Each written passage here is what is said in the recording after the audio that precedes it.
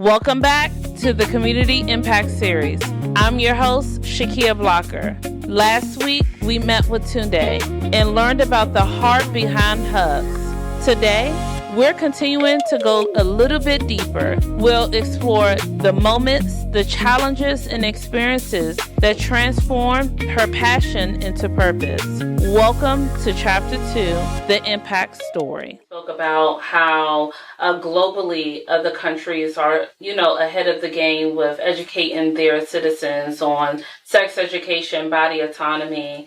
And I know here a lot of legislation is being passed on educating even young children in elementary about LGBTQI and also different gender preferences. Where do you see the gap in policy with this subject? Well, one of the things I always emphasize and one of the things that we really stand firm on is that parents, guardians, and families need to be included in the conversation.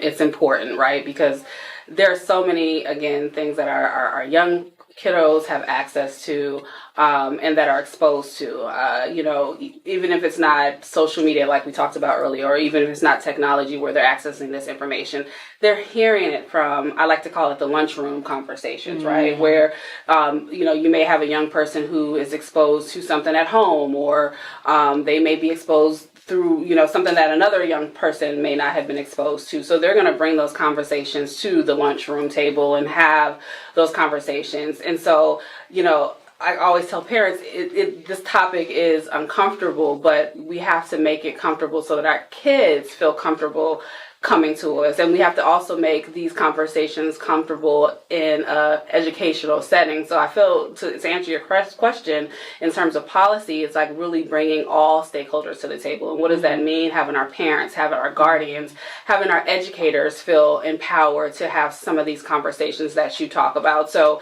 it's really, moving away from that uncomfortability, right? And then saying, hey, just like this sex ed is health education. Yes. Let's just put it on the table. Just like mental health, we need to open that door too, right? And so we're okay with having the conversations around, of course, kind of body autonomy in science class.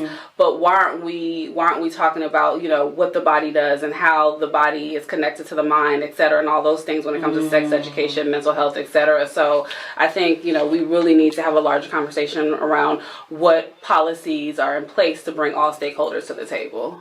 I love that. And I noticed you mentioned mental health education, because I feel like that also needs to be legislated in the school system, because I feel like our policy, I guess the way our systems are set up is to be reactive. Yes. So reactionary policy instead of proactive. Yes. So that makes sense. Now, what would you say, I guess, to connect the dots between the mental and the physical part of sex education for children and for parents? You have even people that aren't parents that are married or things like that. How does that connect? Yeah, so mental health and sexual health are one and the same, right? I work with a lot of therapists, and this is something that they incorporate into their work. Again, because when we think about sex education, is more, I think people hear the word sex and they automatically go to the act versus the comprehensive piece of it, right? And so when we think about mental health, there's a developmental piece that occurs with our young people, and as well as us as adults as well too. We're still developing, and we're changing, right? And so we change over time. So I'll just use an example. You said, folks who are married, you are a person before you're married, right? And so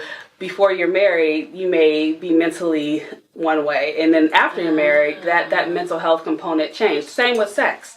Right, same. So we may say, okay, I'll just use pleasure for the sake of this conversation. You may experience pleasure, one way before marriage, and then you get married, and that changes, right? And it changes over the years, and so that really ties into how you mentally are thinking and what some of the physiological and psychological components that are happening. So there's a lot that is embedded in there. So I want to pick up back to, leadership.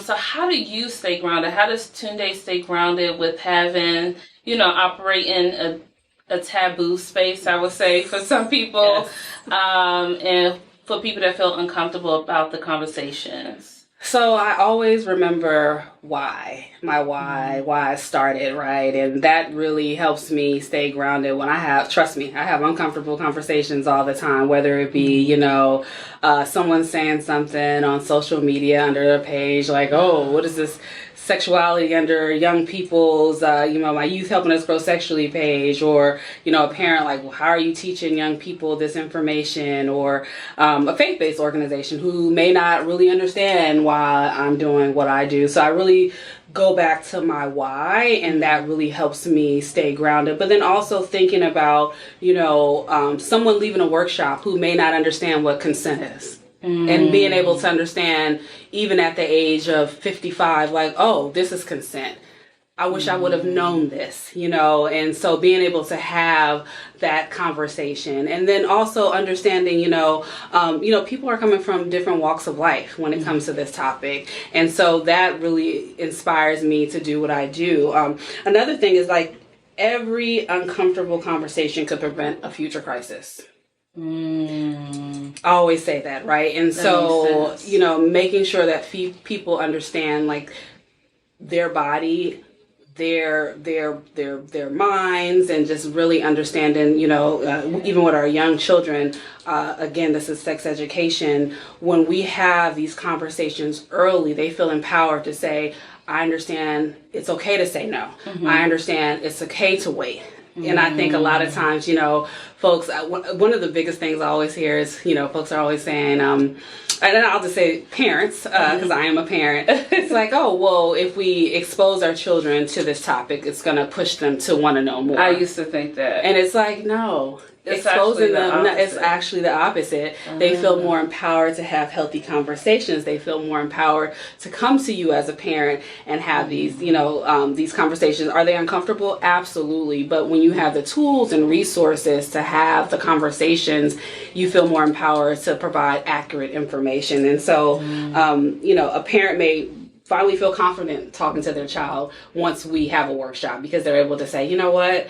This is something that I can now talk to my child about. We just had our middle school cohort for our summer camp, and we had some parents stay in, and the mom said, I actually learned a lot. Wow. And this is our youth program. Right. And a parent said she learned a lot, and so that is really why I continue to do what I do. And I'm also reading a lot and researching and how can I make this topic, again, just more conversational. Right. Yeah. And that makes sense, especially with a lot of things and misconceptions that are coming at kids, even adults.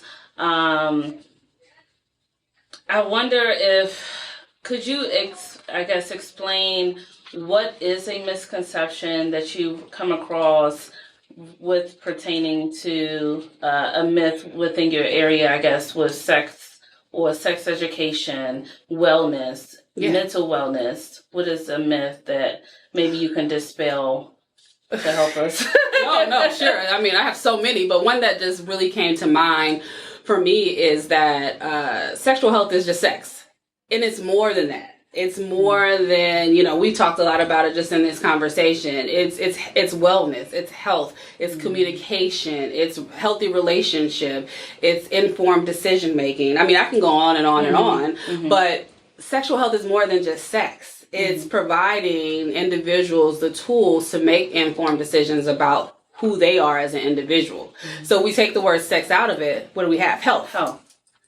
And so that is exactly what we at Helping Us Grow Sexually and Youth Helping Us Grow Sexually, we empower our young people as well as our adults to be able to say, hey, I have the tools to make informed decisions about who I am as an individual. So taking the word sex out of it, I think just look at calms people down. But at the end of the day, this is sex education. And I wonder if it's like a trauma response or something where it makes us uncomfortable. Like, why does it make us uncomfortable when it's something that has to be explored anyway? It's because of society, right? It's because of the world that we live in. It's because you said it earlier, we live in such a very saturated sexual society, right? And then when you think about just sex as a whole, it's not often looked at. It's exactly, and it's not looked at educationally, right? And so when we put education behind it, folks are like, I don't know, but that's what it is. That's what it is. Purpose grows stronger when it's shared with others. Next week, we'll look at how Tunde's work continues to create meaningful connections throughout the community and why collaboration is essential to lasting impact. Join us for Chapter 3, Community Connection.